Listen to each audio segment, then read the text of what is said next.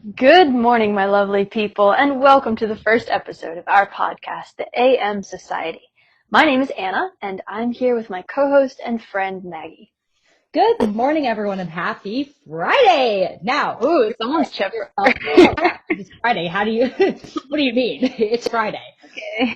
It's 7 a.m., but it's fine. So now you're probably asking yourself, another podcast? Why? Well, let me tell you, everyone and their mother has a podcast, as we know. And honestly, 80% of them, they blow. I get it, but give us 10 seconds of your time. I know that's the attention span of everyone these days, but 10 seconds. And I will tell you exactly why this is the podcast for you.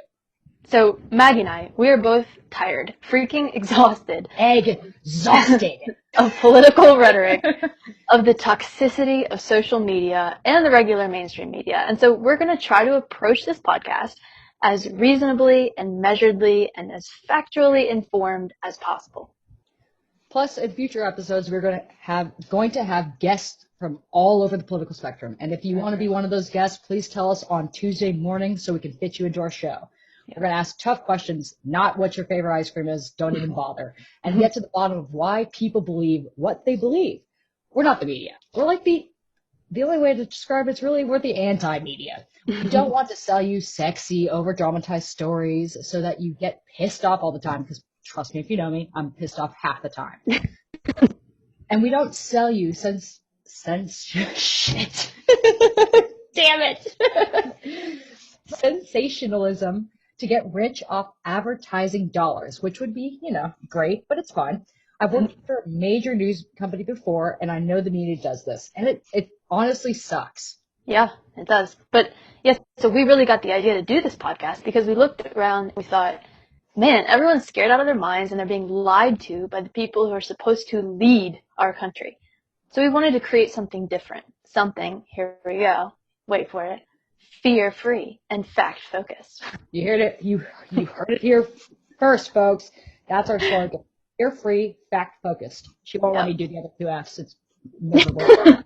I said, no, Maggie, we're not doing that. We tried. We're early in the morning for that. Yeah, debatable. It's Friday. We're going to try to, in this podcast, we're going to try to bring you good quality news and commentary. Now, I want to be clear. I am personally a conservative. I believe in low taxes and limited government, and that each person is created equal and has equal legal rights. The reason I want to state this is that while both Maggie and I are somewhere on the conservative side of ideology, we are really striving in this podcast to be examples of how to debate and communicate with people who you do not agree with.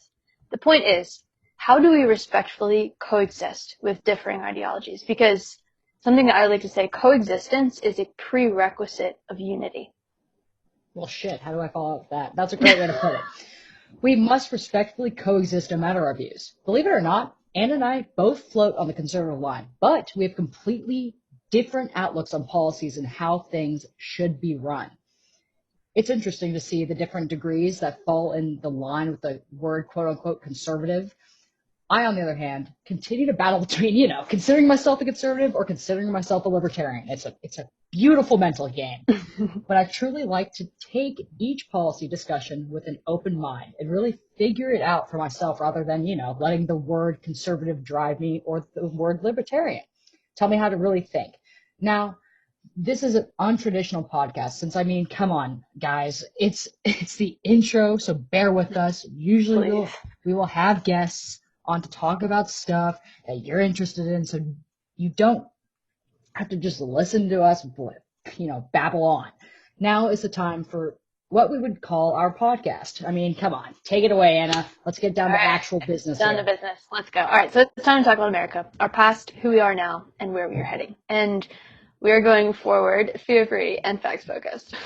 Slogan. This week we're going to be talking about the biggest news, which of course was the inauguration and what President Biden has already changed. But we're also going to address the violence that we've seen lately and kind of talk about its root issues. So we're going to talk about this so we can we want to first get our bearings before we bring in a guest on. We're going to get our bearings so we can talk about, where we come from, where we're going, what can we possibly go forward as a country. So obviously the biggest event for this week was the inauguration and the executive orders that followed shortly after, 10 hours after, I guess. if you're counting. At the inauguration, President Biden emphasized the word unity in his speech, saying he'd be a president for all Americans. I think this is a nice concept, but I think it's going to be very difficult for him to produce federal policies that satisfy all Americans. I mean, he's a Democrat. He's going to generally pass Democrat policies. When a Republican is in office, guess what? They tend to pass Republican policies. We're not just attacking one side, we're attacking both. Let's go. Yeah, especially when it comes to executive orders. I mean, so we can all get behind, working to respect our fellow Americans and not resort to violence. But if you look back at America's history, there has never once been a time when we were unified around policy. Nope. I mean, like even the founding fathers, they disagreed on the purpose of government and the balance of power between state and federal government. So if the president, if he means unified in the acknowledgement that we are all Americans, yeah, absolutely. But we have never, and we will never, actually achieve unification in policy. So I just want to make that clear for you guys who are listening. So the two sides, they believe fundamentally in pretty different things. So I think that like compromise, yes, but unification, be clear, when you hear the word unity, just make that distinction in your head. Block it out. Doesn't exist. Yeah. He had a really good quote though, which was, "We must end this uncivil war that pitches red versus blue, Euro versus urban, conservative versus liberal." I think what he is getting at with his talk of beware the word unity, and with this quote is that the current way many of us are treating who we perceive as quote unquote the other side is totally not sustainable. Yeah, exactly. And that is a great segue into our next topic, which is the undeniably divided place that our country is in right now. So the level of animosity that different groups of Americans feel towards each other has not been this high since the Civil War. Each group feels threatened, and each group is acting more cornered and aggressive. Many Black people feel like their government is doing nothing to address things like racism and cyclical poverty. Many white people feel like they are demonized and accused of being the problem with everything. Many immigrants feel like they're suspected of criminality because they weren't born here. Republicans feel like their constitutional rights are being ripped away by Democrats. Democrats feel like Republicans exist to suppress women and minorities and to make the rich richer and the poor poorer. Muslims feel marginalized. Christians feel scared. Every religion, race, and ideology is drawing back into its tribe, into its corner, with the people who agree with it. And as this happens, we grow less and less able to see past these factors because we are all so scared of losing what is most important to us. And it's a great point. As we saw from the protests in both summer and the fall of 2020 with BLM and at the Capitol in January, both parties have, to some degree, lost faith in the institutions of our country. By that, I mean our three branches of government. Half the country despises whichever president is in office, no matter the color of their party, and says that he or she is not their president. Currently, with the legislative branch, public approval is at 15%. That means 85% of Americans think Congress is shit. And guess what? Yeah, they're below most dictators in this world. Yeah. He's a guy there's a dictator that's at like 18%. We are 3% below him. That should tell you really volumes. I don't know anyone who thinks Congress is doing a good job at all. Yeah, me neither. Yeah. And with the judiciary, it was interesting to see that after the judicial system rejected the lawsuits of electoral fraud, 67% of Republicans, we know that, 37% of independents, we can assume that, and guess what? 18% of Democrats still believed there was fraud. Guess what? Democrats still believe it too. And if you don't believe in the system, why would you participate in it? I mean, I wouldn't. This is why we've seen a year of protests and violence from both sides. The common factor spanning all parties, races, ethnicities, genders, and yada, yada, yada from there. And every other factor is that everyone is, pretty pissed off at the institutions that are supposed to represent them. Exactly. Yeah. What happened on January 6th, it was unacceptable. It was significant not just because of the violence, but because that building is a clear symbol of our democracy. The people who invaded the Capitol, they do need to be prosecuted fully for what they did. And this past summer, the violence incited by radical parts of BLM and also Antifa, it resulted in the deaths of at least 23 people and 700 police officers injured. more than 150 federal buildings damaged. I mean, like arson, theft, destruction. This is not sustainable. Nope, not in the slightest. And as you just heard, Anna condoned violence, and guess what? I don't like No, I violence didn't either. condone violence. I condone I it, said, sorry. I Yeah, don't condone condemned violence. condemn That's the violence. word. Sorry, not condemned. Jesus God. Guess what? We're gonna have a video that just says that. It's gonna be great. No, you're good. Anyways, sorry. Condemned violence, and guess what? I condemn violence as well.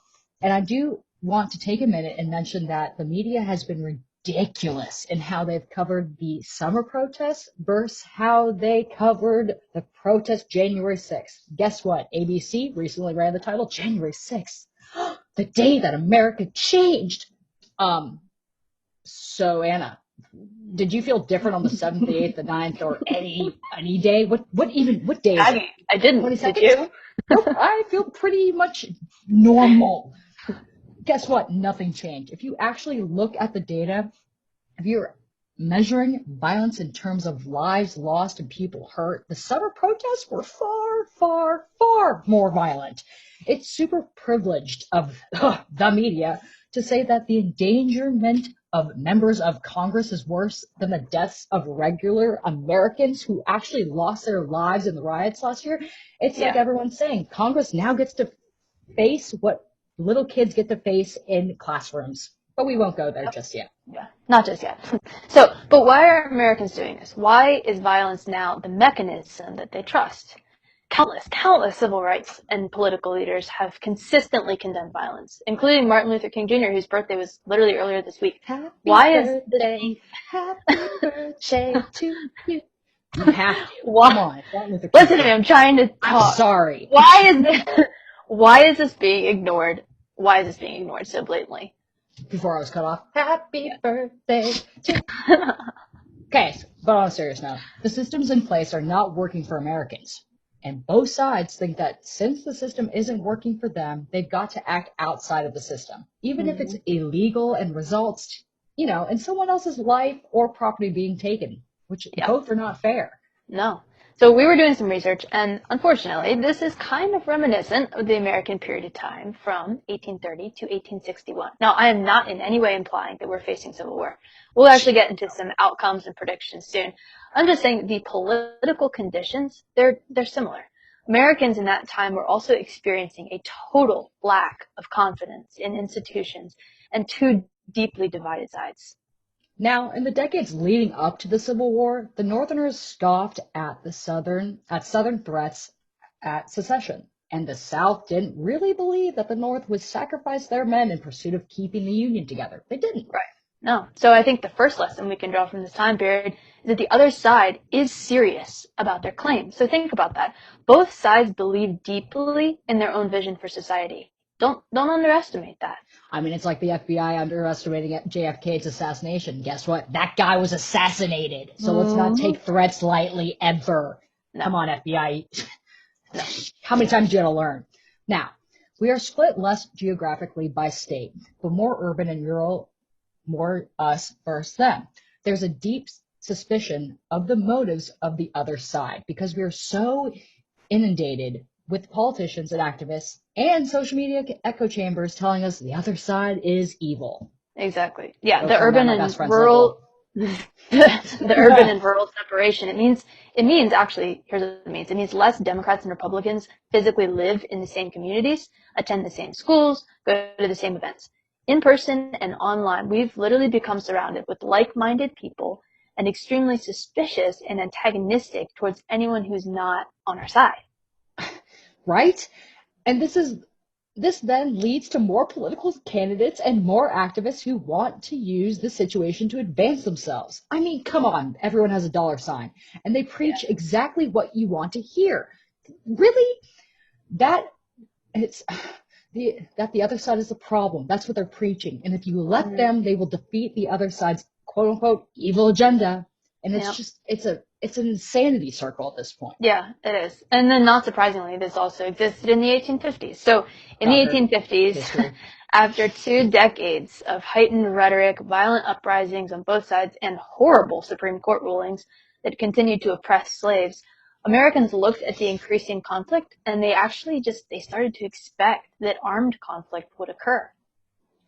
Some spoke out against it, others embraced the idea of violent conflict with the other side, thinking that violent conflict would result in wiping out the other side and cleansing, terrible word by the way, never use the word cleansing on anything, but cleansing the nation from impurity of the other side. I mean, kind of sounds like the Nazis, doesn't it? Mm-hmm. Actually, in the 1850s, physical combat would break out in the Senate and the House chambers between senators and congressmen. Could you imagine some old guy in a wig rolling in and just slapping people? No, that's serious. Like, That's literally exactly what happened. I've been in the old Senate chamber where it straight up happened. There was a Southern congressman named Brooks, and he just entered into the Senate chamber, and he literally beat up a Northern senator named Sumner. And Sumner was so bloodied up and broken, he literally almost died. But after that, what's interesting is so Brooks, the Southern guy, he was seen by the South as a hero, and Sumner was seen by the North as a martyr. And I think I think it's interesting because I think we're approaching today where we see more glorification of violence, and we hold up these people who are violent as a means to an end. Have you ever heard of that thing that's called history repeats itself? Mm-hmm. I feel like we're in a loop. It's great. Yeah. If you've ever read any middle school history book, this is a loop. And right after this, newspapers in both the North and the South began to push conspiracy theories. Interesting. They had newspapers. We've got social media about supposed plots to grab power within Congress. This threw gasoline on the dumpster fire. Shocker. And then in February of 1858, two congressmen started punching each other while debating slavery. And then all their colleagues jumped in. And it was literally a hockey pile fistfight in the middle of the United States House of Representatives. God, so I'm not going to lie. I feel like Matt Gaetz would be the one to start that. That's what I was thinking. Honestly, Matt Gaetz or... I can. It'd be like, a couple others, but I feel like they hate me for saying their names on a podcast. Yeah, sorry, Matt Gaetz, if you ever hear this. Sorry, Matt. Not to mention that during this time there were so many demonstrations. Or Jim Jordan. Sorry, I had to say that. No, you're right. That was actually in my mind too. But no, so like debate and discourse, it broke down and violence replaced it. Now I think the obvious major difference that's, glaring is that the singular issue of slavery was dividing the country. So we really don't have right now that one polarizing issue. So honestly, where do we go from here? Realistically, I don't think it's going to blow over, and everyone's saying unity, you guys are cracked. People are way too damn mad for that. So from what we can see, there are 4 realistic options moving forward.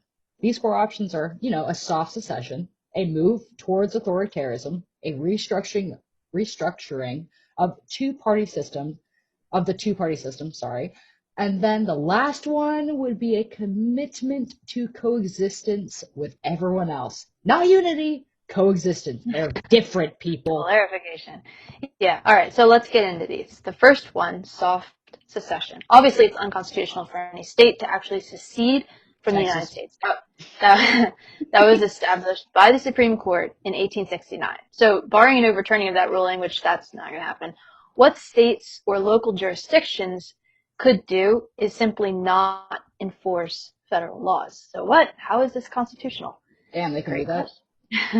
Yeah, so state officials actually do not need to enforce federal laws that the state itself has deemed unconstitutional. However, federal authorities can still try to come in and enforce them, but you could end up in court, so there's that caveat. So it's kind of like sanctuary cities. Remember that whole deal? For example, so there were sanctuary cities for immigrants. There were sanctuary cities. I think Virginia had like sanctuary city for guns or something like that. So it's basically just that, but on a very widespread level. So, local states would just figure out what issues they cared about and then just decide not to enforce those federal laws. So in this circumstance, I think that there would be a natural migration of people to states that did not enforce whatever issue they, did or did not enforce whatever issue they cared about. So basically, all the people who own guns and moved to Texas and Tennessee and Florida. Honestly, I'm okay with that, and I'm sorry to all my Florida homies, but not. Oh, you gotta love Florida, though. Nope, that humidity can stay the hell away from Texas, Florida has like rockets. Tennessee, that's all they got. I'm fine. Because Texas and Tennessee, they have my heart. Got the double T's, always. I love All my Florida. Texas homies, all my Tennessee homies, Florida, I love you guys, but no chance. I'm just saying I love Florida because I was previously cracking on Matt Gaetz. I'm just trying to make up for that. So, Oh, well, yeah, you might have won them over then. But yeah. okay, so on a real note, the second option, this one is, I mean, it's pretty scary. And I know we said we wouldn't bring fear in it, but it's factual, so we kind of have to look at it. Yeah. I know. Since each half of America is so fundamentally opposed on who should be in office, it could result in more and more extreme candidates being selected in the primary process, appealing to the bases with promises to stave off the destruction of the other side. I mean, left, do you want another Trump? And the right, do you want another Biden? Let's just discuss this. This would mean that each time a new president is elected, more and more executive authority and military law enforcement would need to be used to push through whatever agenda the president had. I mean, we just watched him drop 17 in 24 Yeah. hours. Yeah. It's 17. I think it's 17. Yeah. Actually, in Trump's first day, he dropped 2. So Oh, I didn't look at what Obama did. Actually, I should have done that. But it's not a good trajectory. To the executive order thing is it's not good. yep. And we'll get into those executive orders in a moment. But basically, this would result every 4 to 8 years there being wild swings in policy and over enforcement of whatever policies there were, and people would grow more and more angry at each other.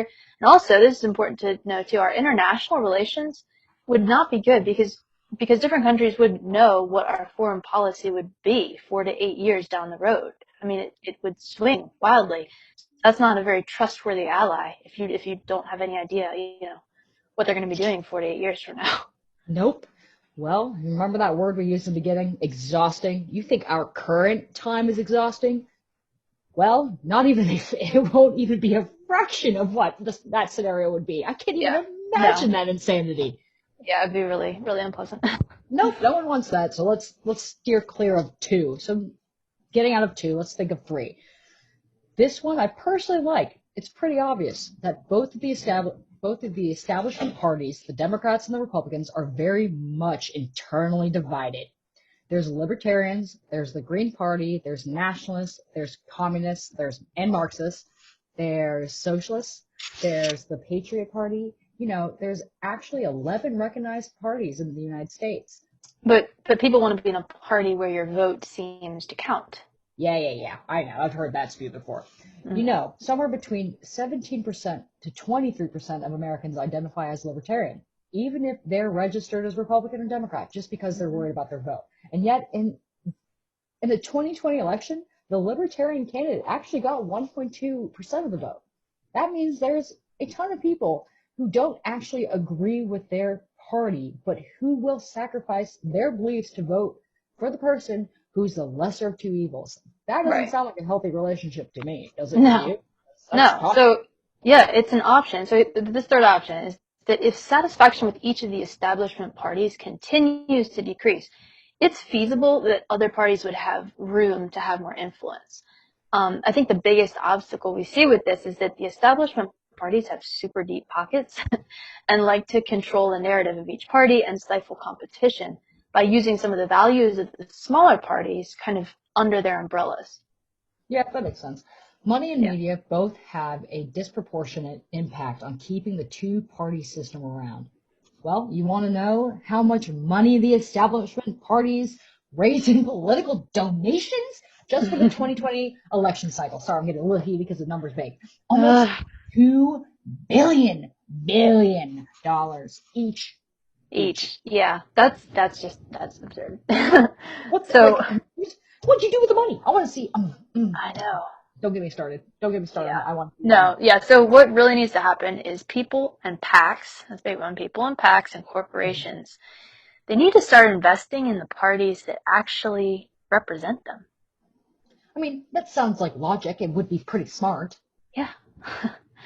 Yeah, but it's like, who's going to do it first, But yeah. No, really. But yeah, right. Me, I volunteer. We are here today, though, to remind everyone that there is indeed a fourth option. The fourth option is that instead of arguing with politically opposed strangers on the internet and feeling trapped and angry all the time, everyone, and I mean everyone, it can't only be one party doing that. Everyone focus on personal and community development, participate in civic engagement, and recognize the humanity of people who you disagree with. So I used to live with two girls who I was pretty opposed to politically. I found out that like hanging out with them, talking about our love lives, fixing things around the house, having wine together, it wasn't bad. And like currently, I maintain friendships across the aisle, people who I legitimately care about. What is better, organizing a violent protest or fixing problems in your immediate community? Which actually does more to change culture? I mean, you know who you are. Shout out to my two girls that are on the left. You know exactly who you are, because we get into arguments, but we actually have a conversation to where it's like, okay, you want to go get dinner now? It doesn't affect our friendship just because we had a political like Yeah, exactly. stalemate. Mm-hmm. Well, so there's this idea that if the president is on my side, my local community will be fixed. Honestly, your local community is the last thing on any president's mind. It's Mm-hmm. up to you to fix it. You know, the people in it, you know, the problems it faces. Reliance on the government or the president to fix the problems is not the most efficient or effective path forward. Unless you want the solution, run like your local DMV. And who likes No, those thank lines? you. Because this No, show does thank you. not.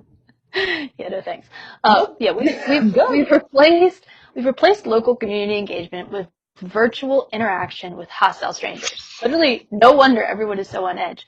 And I'm not at all saying you can't have civil debates with people online or in person, but the vast majority of that should be done in person. It's so much more productive. It's so much less catty. Each of us has to consciously decide to value other human beings and to invest in our local community. Countries Yeah. start at the local level. Come on, Yes. guys. Like if you didn't know this, Yeah. take a government class.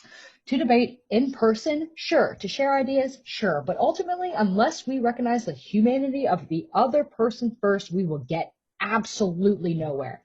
And Yep. this touches on cancel culture. Whew, Mm. words. Cancel culture. God, cringe city. Is the opposite of recognizing someone's humanity. Cancel culture Mm-hmm. says your mistakes define you. You have no positive trajectory in life. You deserve to be shamed for who I think you are, not for who you actually are. Restoration is not an option for you. See, it gets really ugly, and thank you, Twitter, Yes. for starting that war. No, seriously, Twitter. Oh gosh, speaking of Twitter, I think of one of the biggest problems facing this fourth option is the concept that quote unquote civility will lead to death, as Colin Kaepernick tweeted on May 28th before calling explicitly for revolution and violence, or leaders of QAnon or far right extremists literally telling their followers to break and enter Congress. These He was public insane. leaders, yeah, they're hurting the very people they claim to They want to are. help, because as polarization increases, the risk of physical harm between the parties increases. Each side feels just as strongly about the issues they care about. And that's why these calls to violence are so, so, so horrible. I mean, I'm glaring in 4th of July right now, but violence is not the answer. No. And so, I mean, 4th of July. And civility doesn't mean that change can't happen or should happen. Civility doesn't mean you can't be passionate about what you think. It's okay to be passionate. It doesn't Yeah. mean you can't legally protest, organize change, and speak your mind. Welcome to the First Amendment. But what people need to realize is that just because you think something doesn't mean it's true. Just because you call someone a racist doesn't mean they are. Just because you say Biden is evil doesn't mean he actually is. Or Trump. Either people are with the facts or they're lost in their own little self-constructed world. If you've ever seen the SNL skit on Dome, and you understand. If you haven't, please go look up that episode. Generally, the people who are less civil are those who are in their own world because they have to fight like hell to get people to agree with them so they feel comfortable, which Yeah. is the end of anything is being comfortable. Sorry, you have to be uncomfortable. I'll believe someone who quietly lays out a convincing factual argument over someone who's screaming in my face telling me that I'm an idiot. And if you know me, that doesn't fly. No. At all. Yeah. Talk to me. So now, all right, real quick, let's just clarify what the word tribalism means. When we say tribalism, we mean the vehement and radical loyalty and prioritization of one's own social group. Tribalism can occur between races, genders, ideologies, and religions. It's a term that you'll hear a bit in political discussions about cultural fragmentation, why we're so divided. Now, America was founded on the idea that different tribes can peacefully coexist. Why? Because in the eyes of the government and in the eyes of the law, the idea was that tribes are all equal, and that each person, no matter what their tribe, deserves equal rights and liberties. Obviously, this has been implemented horribly when it comes to slavery and civil rights abuses. But the idea is still pure, even if the implementation was horrible. And now we've come so much closer to fair implementation. And I think one of the biggest problems facing us today is that we've convinced ourselves that our own tribe must be dominant in order for us to be safe. That's a lie. That's a huge lie. Come on, y'all. Have some, logic here. Peace comes not through unity, but through coexisting with other tribes. Even tribes whose thoughts you don't agree with. Ultimately, thoughts, this is really important, thoughts are the property of the thinker. You can't break the law with your thoughts. You can't take away someone's rights with your thoughts. I see all of these thought tribes trying to push the legal system to punish people who think a certain way, that's just crazy. They're going to think what they're going to think, and the only way to change someone's deep thoughts and perspectives are through education, experience, and relationships. Not So screaming tribes idiot can in friend's face. No, exactly. So tribes, they can coexist. Here's how they can coexist, by saying that, okay, your thoughts are your own.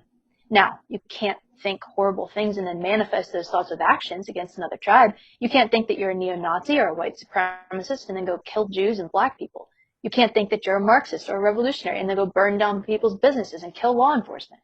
Your thoughts are your own, but your actions are not just your own. Your actions are bound by the legal system in the exact same way everyone else's are. And that is how we can at least coexist. Right now, I'm just going to say it, we're too broken for unity. Unity at the present time, it's a shallow, hollow word. We need to just shoot for coexistence until things improve. The unity is just, it's just not the right word because we're healing. You can't be like, it's like, okay, let's say if you fight with your best friend in middle school and she takes your like stuffed animal. You're not going to just forgive her immediately. There's going to be apologies, there's going to be conversation, and then you heal. And then you build trust again. That's another word. You need to build trust with your communities. Yeah. So like Martin Luther King Jr. said, we must learn to live together as brothers or perish together as fools, which is what it looks like now. So in conclusion, we ask each one of you to evaluate which option do you want?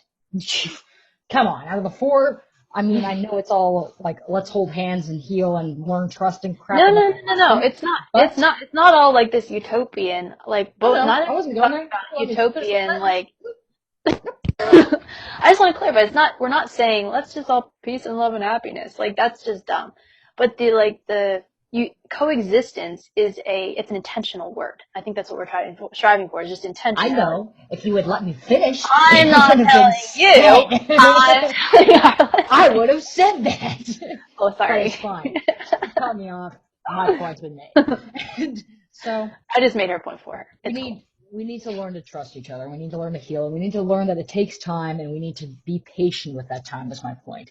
Not the whole whatever. Anyways. Yeah. So all right. So now we said that we would be addressing Biden's executive order. So we're just going to brief you guys real quick on what he has done in his first day in office. This man has been busy. He has been popping around. First day in office. Not 100 days. First day. First day. Trump released what? 24 hours. And it's not even. He did this in 10 hours. That guy went through his parade and went, all right, straight to the office. He must be having like 12 cups of coffee. I don't know how he's doing this. Who knows? I know Trump drank Diet Cokes and nothing else, so that was just... Yeah. Who knows what his itch is. But, okay, so for the first one, 100 masking day challenge applies to federal property employees, which is already in place. It has been in place. So this is just political posturing. Come on. Yeah, it's already happening. Number two. Happening. This is number two. So his COVID response. So this is a little different. So in terms of like vaccination distribution and testing, all that stuff, it didn't really change much from administration to administration. But the big difference is that Biden is involving the National Security Council now in the COVID response. This is all fine and good. It's nothing too controversial. It's just kind of a little bit more heightened oversight and investigation into the biohazardous element of this. So that's all. And then they're also coordinating more with the World Health Organization, which brings us to the next point. Maggie? Not leaving the WHO? Dr. Fauci made it clear on Wednesday that the U.S. will be working more closely with the WHO. The problem with this is that the WHO is really bad at standing up to China. I mean, where did the virus come from again? In January 2020, at China's request, the WHO announced that preliminary, sorry, that was a hard word, investigations conducted by the Chinese authorities have found no clear evidence of human-to-human transmission. It then advised that travel restrictions were not necessary to contain COVID. It just took its marching orders from China without actually investigating China or digging a little deeper into the statements. So we will have to watch what happens with that, but it's just a smidge concerning. It's a little concerning, for sure. Just a little bit. Yeah. Not bad. Yeah. So, all right, so the next one. Evictions and foreclosures moratorium. So Biden just extended this to March 31st, basically saying you can't kick a tenant out of their home if they can't pay because they've lost their job due to COVID. So generally it's not a bad idea. The one caveat that I like to make, I've seen this a little bit in my day job, is that there are small business property owners whose tenants are actually, they're making money, but they're just choosing not to pay the property owners. So I think we just need to distinguish, and this is kind of more, I guess, of a state level policy, but just distinguishing between the large multi-complex property owners who are dealing with like hundreds or thousands of tenants versus the small business, the mom and pop ones who've, had their business handed down since like the 1950s and have like 12 properties.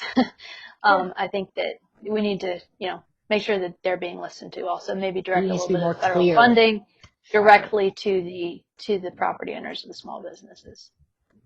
So number 5, student loan payments deferred until September 30th. And guess what? That makes no sense. Student loans are largely held by people with degrees who didn't actually lose their jobs in the pandemic. It was low income and working class people without degrees disproportionately affected, which is ultimately a huge problem because we're sitting here giving people until September 30th that really don't need it. No, they don't. For the most part, they don't. Yeah, I'm sure there's a small percentage I'm leaving out. Don't hate me, internet, for that. Yeah. All right. And then number 6. So this one's definitely a little bit more controversial. So Biden announced that we would be rejoining the Paris Climate Agreement. So definitely a fact that climate change exists, and it definitely needs our attention. If you look up how many people existed on this planet in 1920 versus how many exist in 2020, it's a big difference. There's a lot more people, there's a lot more carbon emissions, that we definitely need to address this. But since 2005, the U.S. has actually reduced its carbon dioxide emissions more than any other nation in the world. Meanwhile, other countries like China have failed to keep up with this. Much of the greenhouse gas emissions have actually come from China, which has had the world's largest carbon footprint since 2004.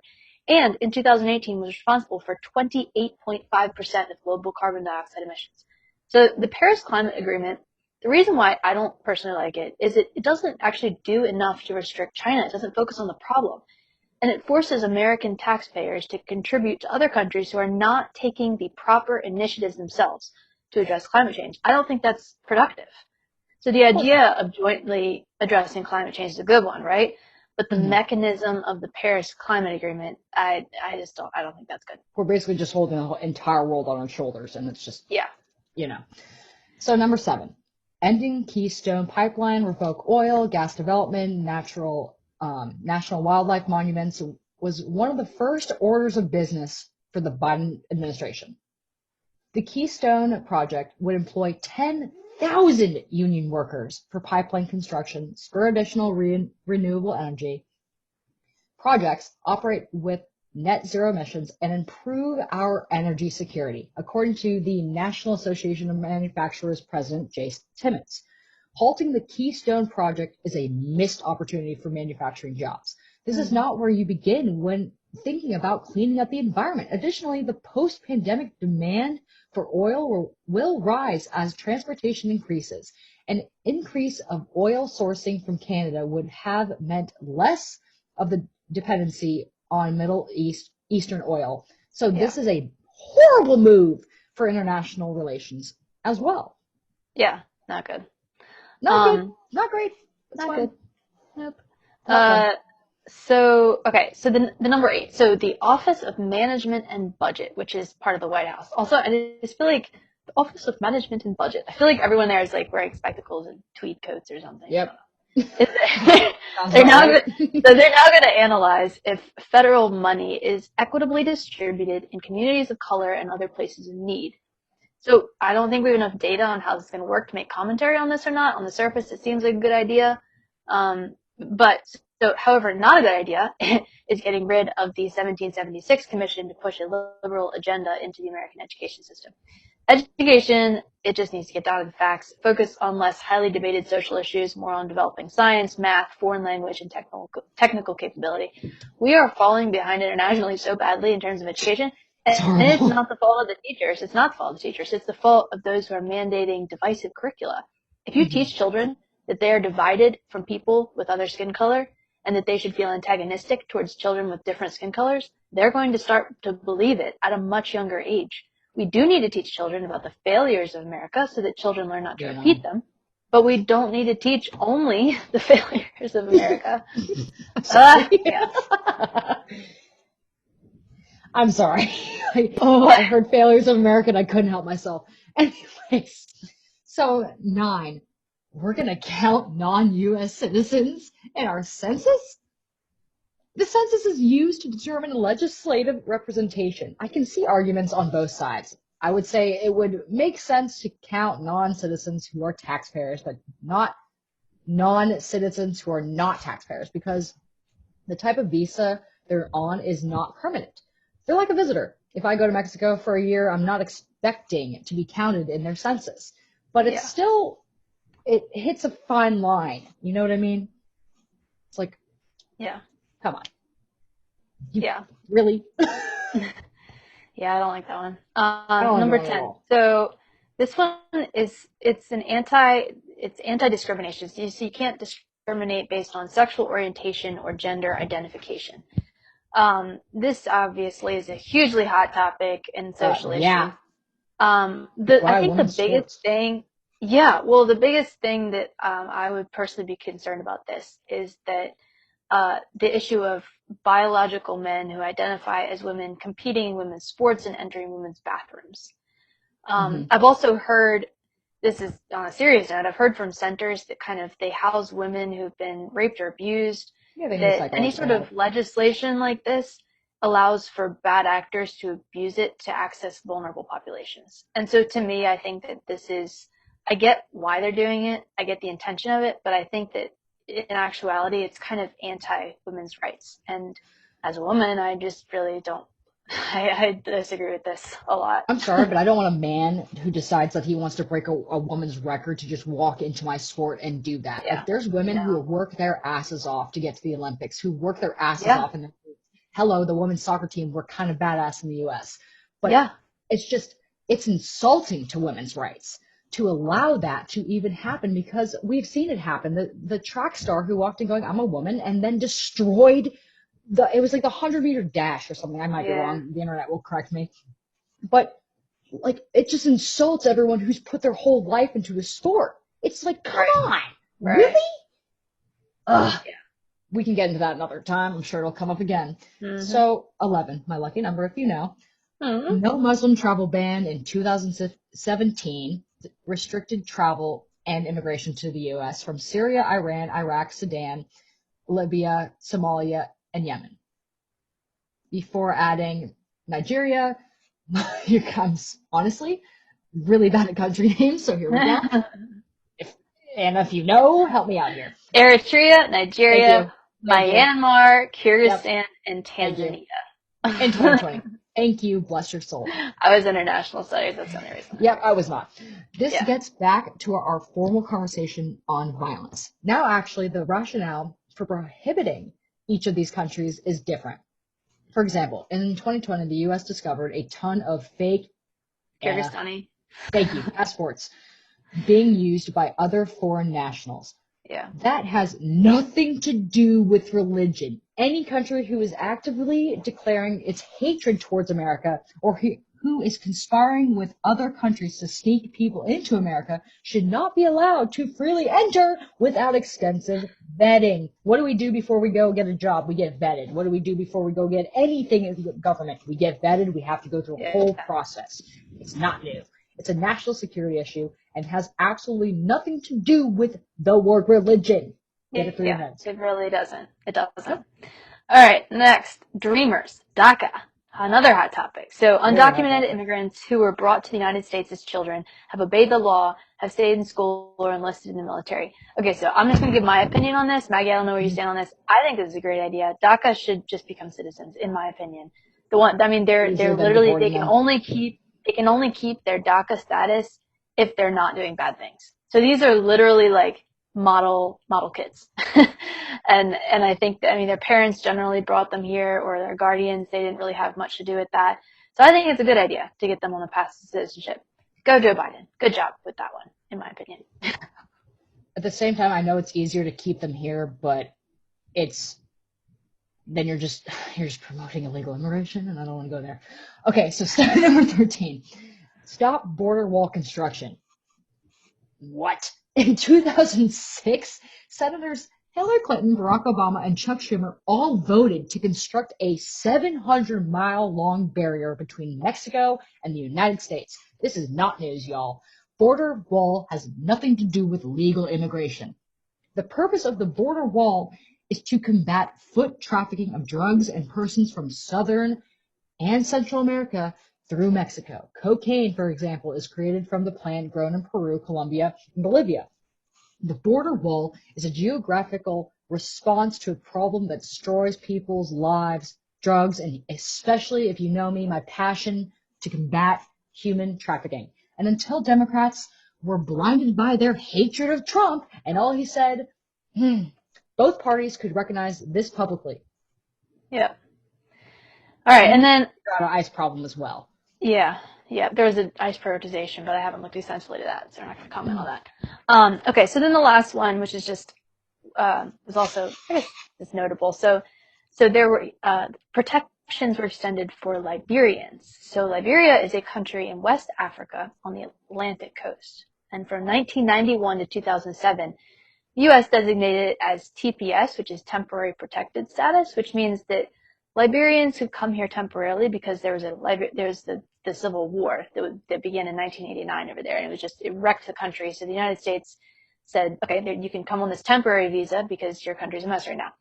But at this point, Liberians, they've been here for so long. I actually, again, I'm pretty moderate on immigration policy. I do think that they should be able to transfer to legal permanent resident status and stay here because so there's about 250,000 of them here. There are already, a lot of them are business owners, students. They're involved in their communities. I don't see a problem with this policy. Actually, I think it's a decent move. We should just make it permanent. I feel the exact same way as long as they are holding up to the American way rather than forcing whatever they believe down our throats. I believe that we can absolutely use the word coexist here, but as long as they're not trying to force the American way into a different direction, I don't give a crap if they're citizens, as long as they're working and they live in our land of opportunity. That's the word I'm going to use. So after going over the 14, I said 17 earlier, I meant 14, my bad. So this wraps up this week's discussion of the major events. We want to hear from you, your thoughts on these things. Feel free to reach out to us on social media or via email. All our information is on a.m.society on Instagram. Email's on there and everything. Feel free to reach out. Oh, sorry. We understand it's a lot happening. We know. If you've got follow-up questions, please hit us up, especially if you're personal to us. So with our third segment, we are going to transition into, guess what? Good news of the day.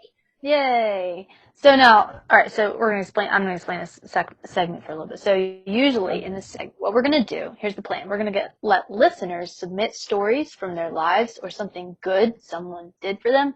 So it just kind of lends a super positive note to this. But today it's our first podcast, so we're just gonna put out a public service announcement that if you guys want your stories featured, feel free to send it to us in the email listed on our Instagram bio, and we will make sure to read it on here.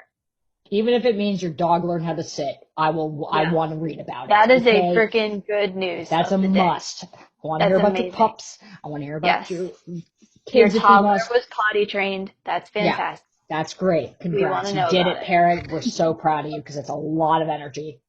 We know. it. So, and if you want it to be kept anonymous, just notate that in the email, and we're so happy to do it. I Yep. won't call you out. Unless you We'll know call who, you. We'll call you I almost Jane just Doe. called out somebody. Almost just called somebody out, but I'm not going to do that to them. All right. Well, don't do it. Resist. All right. Well, I'm Maggie, fighting. we are wrapping up on our time here. So, do you have final words of wisdom? I'm full of wisdom. Yeah, me too. For me. Unfortunately. Go ahead. So, what I've learned from all of this is that emotions are what hurt us as a country. Rather than sticking with the facts no matter what they are, we ignore them for what we feel, which will ultimately be our downfall and will continue to split us as a country. It sucks, and as the old saying goes, the truth always hurts, but it's better to tell the truth than continue a lie. We must learn to coexist, or the other better option, as we said before, mind your own damn business and believe in the word privacy as Okay. I do. Grouchy old lady. Yep. I'm always the, oh God, I'm an old lady at heart. If you know, you know. You're an So what old about you? soul. Uh-huh. Can't help it. Yeah. Well, all right. So I'm very thankful that you guys have all tuned in. And I guess I would just like to emphasize that I don't think America's story is over. I think we have a future in front of us, a good one and a prosperous one. And I think it's each of our responsibility to critically think about issues and really try to focus on connecting with your real community and just focusing less on what the internet trolls have to say. Because the trolls, it's literally their job and it's not helpful for society. So shake I it was a off. troll once. Shake it off. Focus on what matters. Vote. Learn about how things work. Have a glass of wine. Do some yoga. Pet a cat or a Oh, dog if I you're am not a now. cat person. I don't know. Just Hello, Drew. take good care of your life. Get involved in things, but don't be violent. Be vocal, but not hateful. Be persuasive, but not arrogant. Make sure there's other things in your life besides politics. And thank you guys from the bottom of my heart for listening, and we very much hope to see you back next week. Thanks so much, and everyone have a beautiful weekend. Enjoy it.